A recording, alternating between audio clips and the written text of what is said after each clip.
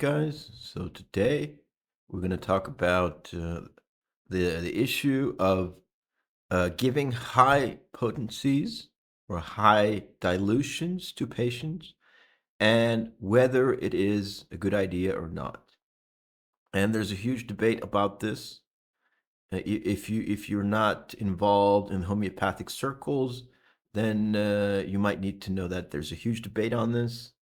There are people who advocate high potencies, and there are people who advocate low potencies. Today, we're going to look at some arguments for and against this idea of giving high dilutions. If you look at Wikipedia, there's you can find the basics on Wikipedia. It's on at homeopathic dilutions at the article entitled "Homeopathic Dilutions," and you can see here it starts a 1:100 ratio. It starts at 1:100 ratio, and then it all goes all the way up to 10 to the negative 400, which is 200 C.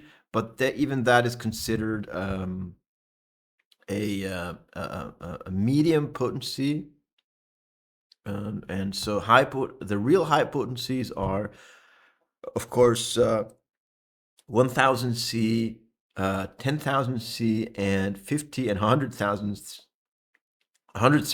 Cs. So those are the real high potencies, and of course, the Avogadro number is somewhere around here, maybe 12 C. Anyway, that's not that important. So we're going to talk about high potencies because, as I said, there's a big debate, and the various camps in homeopathy.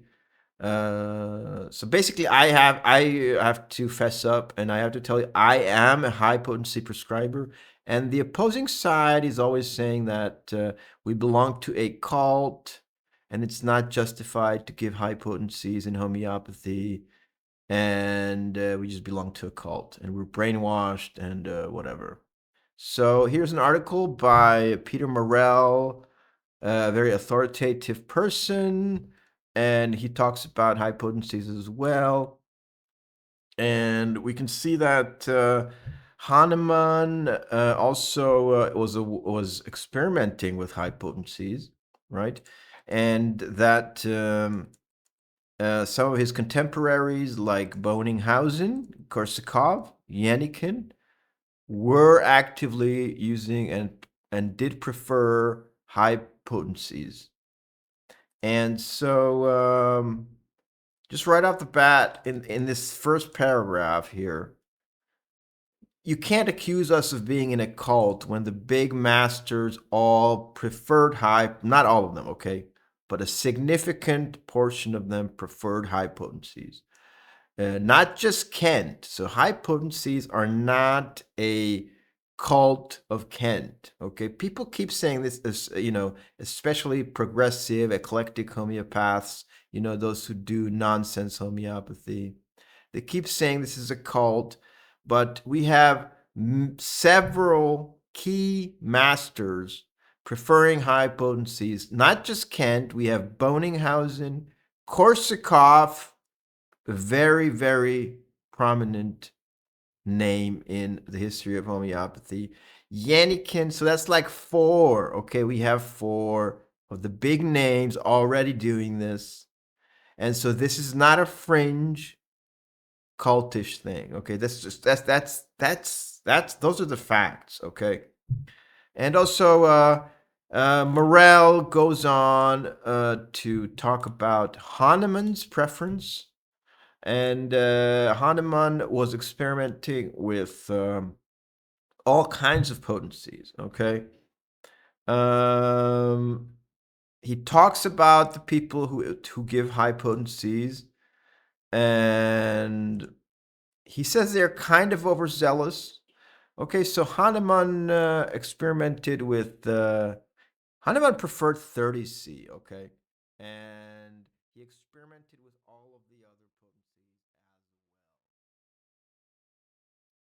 as well. So here we a list of a kind of a statistical analysis of his use of potencies mentioned in Rima Handley's A Homeopathic Love Story.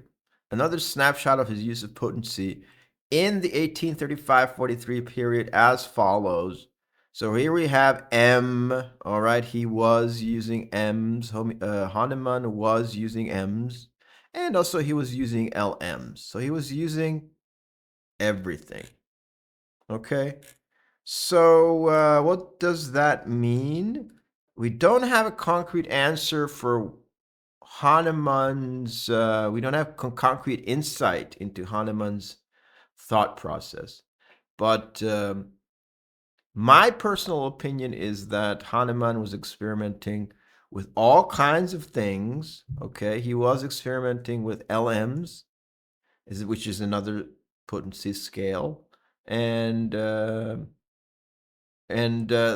didn't become his main focus, right? Just as he was, just like with high potencies, he was experimenting with high potencies, but that didn't become his main focus. And of course, I think that if he had continued his research, I think he probably would have gone on to become a high potency prescriber, but we don't know. Okay, we don't know. But what we do know is that the people who accuse high potency prescribers of being deviating from Hahnemann, okay, there are people like that. The people who level those accusations are basically as far away from Hahnemann as you can possibly get. Okay, they break all the rules of the organon. They give multiple remedies. They don't look at the totality. They don't.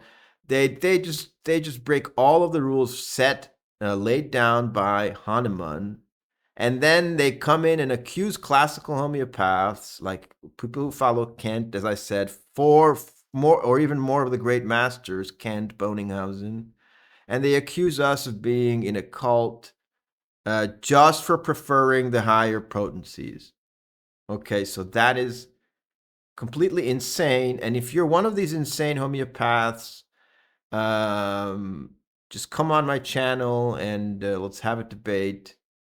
And I'm interested in what you have to say, and I'm interested in your thought process there, actually. And even though I think you're crazy and you're a woke, insane person, you should be in a lunatic asylum because you don't actually follow any of the principles of the organon, right? By actually using all kinds of things, protocols, right? These people use protocols like multiple remedies, mixtures of remedies, and then they come and say that we are in a cult for just going higher in dilutions a little bit than Hahnemann. Okay, so that's it for today. And if you have any questions, feel free to comment on this video on all of the platforms: YouTube, BitChute, Telegram, Rumble, Odyssey. So you can just watch me all over the place, and I'm interested in your input as well. And if you are new to homeopathy, or you're like a low level in homeopathy, then ask me. You can ask me you just tell me what I should talk about, and I can also explain like the more basic level stuff if you're interested in that. I know this is I'm just exposing a higher level discussion here within the homeopathic community, but that was really bugging me, recently. So that's why I decided to talk about that. So thank you for listening and take care.